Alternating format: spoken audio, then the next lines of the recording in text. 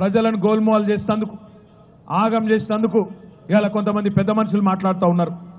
కేసీఆర్కు 16 ఎంపీలు వస్తే ఆయన ప్రధానమంత్రి అవుతాడా, ఆయనతో ఏమవుతుంది అని మాట్లాడుతుండే వాళ్ళకి నేను ఒకటే చెప్తున్నా, మా నాయకుడు మునగాడు 2 ఎంపీలతో తెలంగాణ తెచ్చిన కేసీఆర్కు 16 మందిని అప్పచెప్తే ఏమైనా చేయగలిగే దమ్ము ధైర్యం ఆయనకున్నదనే మాట ఈరోజు దేశంలో ప్రతి ఒక్కరికి తెలుసు. ఇంకొక మాట కూడా ఈ సందర్భంగా మీకు చెప్పాలి, మనం 16 మందిమే కాదు, ఈ దేశంలో కాంగ్రెస్ అంటే బీజేపీ అంటే మన లెక్కనే పడనోళ్ళు ఈ దేశంలో చాలా మంది ఉన్నారు. బెంగాల్లో మమతా బెనర్జీ గారు ఉన్నారు, ఒరిస్సాలో నవీన్ పట్నాయక్ గారు ఉన్నారు, ఉత్తరప్రదేశ్లో అఖిలేష్ యాదవ్ గారు, మాయావతి గారు, ఆంధ్రప్రదేశ్లో జగన్మోహన్ రెడ్డి గారు. ఈ లెక్కన మన మధ్యలోనే మనందరి మధ్యలోనే ఇట్లా అటు బీజేపీ ఇటు కాంగ్రెస్ కాకుండా నాన్ కాంగ్రెస్ నాన్ బీజేపీగా ఉన్న పార్టీల మధ్యనే రేపటి రోజున 150, 160 సీట్లు గెలిచే పరిస్థితి మనకే ఉన్నదనే మాట ఈ సందర్భంగా చెప్తున్నా. ఇక్కడ ఒక్క విషయం దయచేసి జాగ్రత్తగా మనం గుర్తుపెట్టుకోవాలి. ఎంతసేపు మనం ఇతరులకు, ఎంతసేపు మనం కాంగ్రెస్కో బీజేపీకో వాళ్ళ కోట్లేసి మళ్ళా వాళ్ళ దగ్గర పోయి దండం పెట్టి దరఖాస్తు ఇచ్చే పరిస్థితి ఎందుకు ఉండాలి?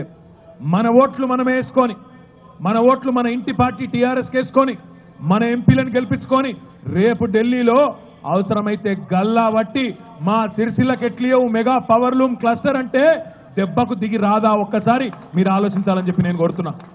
నిన్న మొన్న ఉత్తమ్ కుమార్ రెడ్డి గారు అంటున్నారు, కాంగ్రెస్ అధ్యక్షుడు 16 మంది ఏం చేస్తారు, 16 మంది అంటున్నాడు ఆయన.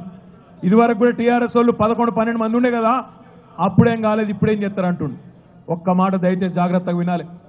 2014లో ఆనాడు ఈ దేశంలో భారతదేశంలో నరేంద్ర మోడీ గారి మీద కొన్ని భ్రమలు ఉండేది. ఈయనేదో ఉద్ధరిస్తాడని, ఈయనేదో దేశాన్ని బాగా చేస్తాడని, గుజరాత్లో ఏదో బాగా చేసిండని, దేశానికి ఇంకేదో చేస్తాడని చెప్పి కొంతమంది నమ్మి 280 సీట్లు ఆయన చేతిలో పెట్టిండ్రు. అంటే ఎవరి అవసరం లేకుండా, ఈ దేశంలో ఏ ఒక్కరి అవసరం లేకుండా, ఏ పొత్తు అవసరం లేకుండా నరేంద్ర మోడీకి సొంత బలం ఉండే 5 ఏళ్ల కింద. ఈరోజు ఆ పరిస్థితి లేదు. ఏ సర్వే చూసినా, ఏ రిపోర్టు చూసినా స్పష్టంగా కనబడుతున్నది, మోడీ వేడి తగ్గింది, కాంగ్రెస్ ఎప్పుడో గాడి తప్పింది, కాంగ్రెస్ వాళ్ళకు జోష్ లేదు, బీజేపీ వాళ్ళకు హోష్ లేదు, ఆగమాగమై తిరుగుతున్నారు ఇవాళ.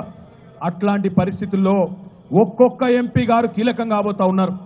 ఇలా ఏ సర్వే చూసినా బీజేపీకి 150 సీట్లు దాటే పరిస్థితి లేదు, కాంగ్రెస్కు 110 సీట్లు దాటే పరిస్థితి లేదు. దబ్బన మొన్న చంద్రబాబు రాహుల్ గాంధీ అలై బలై చేసుకున్నట్టు నరేంద్ర మోడీ రాహుల్ గాంధీ ఇద్దరు రేపటి రోజున కలిసినా 273 స్థానాలు వచ్చే పరిస్థితి లేదు. అందుకే తెలంగాణ బిడ్డలు మోకా చూసి దెబ్బ కొట్టాలి, కీలెరిగి వాత పెట్టాలి. ఒక్కొక్క ఎంపీ రేపు కీలకమవుతాడని తెలిసినప్పుడు మందిని గెలిపించుడెందుకు, వాళ్ళకు దరఖాస్తులు ఇచ్చుడెందుకు? మన బిడ్డలు, మన గులాబీ సైనికులను మనమే గెలిపించుకుందాం. ఆ 16 మందికి రేపు 180, 160 మందిని ఢిల్లీలో తోడు చేసుకుందాం. ఢిల్లీ వాళ్ళే దిగి వచ్చి మనకు తెలంగాణకే వచ్చి హైదరాబాద్కు వచ్చి అవసరమైతే ఏం కావాలనో అడిగి రాసిచ్చిపోయే పరిస్థితి తెచ్చుకుందామని చెప్పి ఈ సందర్భంగా నేను మీకు విజ్ఞప్తి చేస్తా ఉన్నా. ఒక్క మాట దయచేసి మీరు ఆలోచించాలని చెప్పి నేను కోరుతా ఉన్నా. ఏముంటుంది వినోదన్న రేపటి రోజున అక్కడ కేంద్ర మంత్రిగా ఉన్నాడనుకో, రేపు మనకు రైలు ఇప్పుడు గజ్వేల్ దాకా వచ్చింది, ఆ గజ్వేల్ దాకా వచ్చేందుకు 5 ఏళ్ళు పట్టింది. రేపు వినోదన్న అక్కడ ఢిల్లీలో మంచి మంత్రి పదవులు ఉంటే సంవత్సరం లోపల సంపకను పోవచ్చు కరీంనగర్ దాకా గజ్వేల్ నుంచి, అంత ఫాస్ట్గా చేసుకోవచ్చు.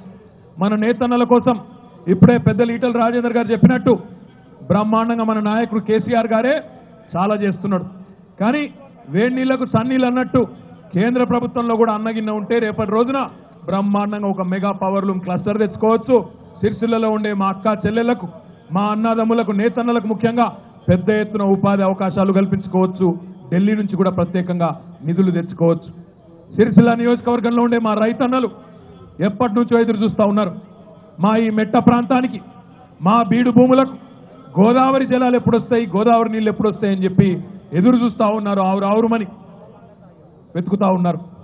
పనులు జరుగుతున్నాయి, ఆగస్టు సెప్టెంబర్ వరకు పూర్తి అవుతాయి. కానీ ఒక్క మాట దయచేసి జాగ్రత్తగా వినాలి.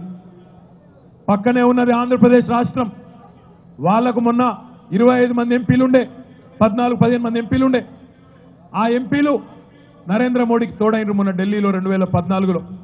వాళ్ళు అక్కడ ఉన్నారు కాబట్టే, కేంద్రంలో వాళ్ళ పెత్తనం నడిచింది కాబట్టే ఆంధ్రాల గోదావరి మీద కట్టే పోలవరం ప్రాజెక్టుకు 90% పైసలు కేంద్రం నుంచే తెచ్చుకున్నారు.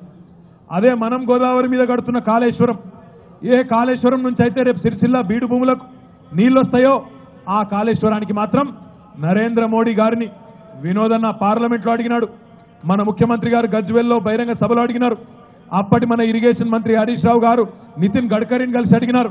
ఎంతమంది మీ ఎన్ని రకాలుగా అడిగినా, ఎన్నిసార్లు దండాలు పెట్టినా, దరఖాస్తులు ఇచ్చినా నవ్వినరు, దండలు వేయించుకున్నారు, శాల్వాలు కప్పుకున్నారు, కానీ మనకు జాతీయ హోదా మాత్రం ఇయ్యలే.